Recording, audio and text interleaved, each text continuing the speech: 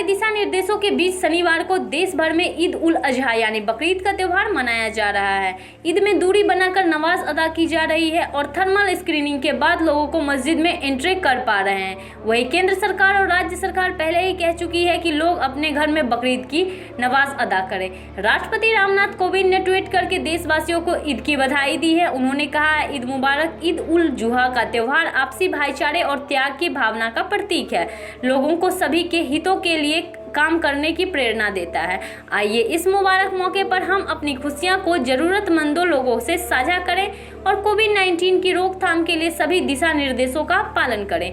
उपराष्ट्रपति एम वेंकैया नायडू ने शुक्रवार को देशवासियों को ईद उल जुहा की शुभकामनाएं दी। नायडू ने ईद उल जुहा ने कहा कि यह समर्पण और सद्भावना का पर्व है।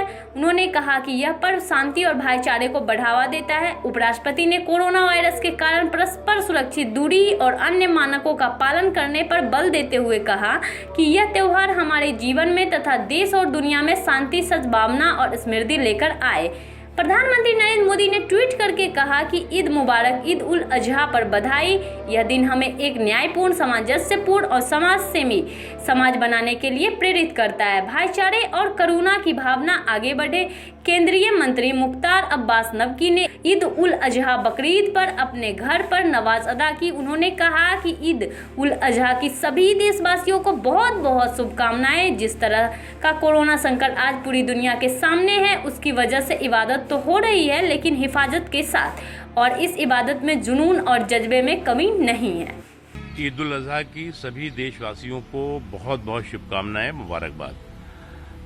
सभी देशवासी, न केवल देशवासी, पहले पूरी दुनिया में अमन व अमान हो। दुनिया के लोगों की सेहत और सलामती पूरी तरह से सुरक्षित हो, अच्छी हो, और जिस तरह का संकट और जिस तरह का कोरोना का संकट आज पूरी दुनिया के सामने है, उसकी वजह से इबादत तो हो रही है, लेकिन हिफाजत के साथ। और जो हिफाजत के साथ इबादत है, उसमें जुनून और जज्बे में कमी नहीं है। जो ईमान है उसमें कमी नहीं है। और आज पूरी दुनिया में ये हालात हैं और जल्द से जल्द ये हालात ठीक हों। मेरे देश में जो लोग संयम, अनुशासन के साथ इस लड़ाई को लड़ा है, जिन्होंने, उनको भी मैं बहुत बहुत मुबारकबाद देता हूं। और हमारे देश के लोगों का संयम, हमारे देश के लोगों का अनुशासन और हमारे देश का जो एक मजबूत नेतृत्व है नरेंद्र मोदी साहब का, उसकी वजह से आज तमाम तरह की जो दिक्कतें, परेशानियां हैं, वो धीरे धीरे कम हुई हैं कोरोना के को लेकर के।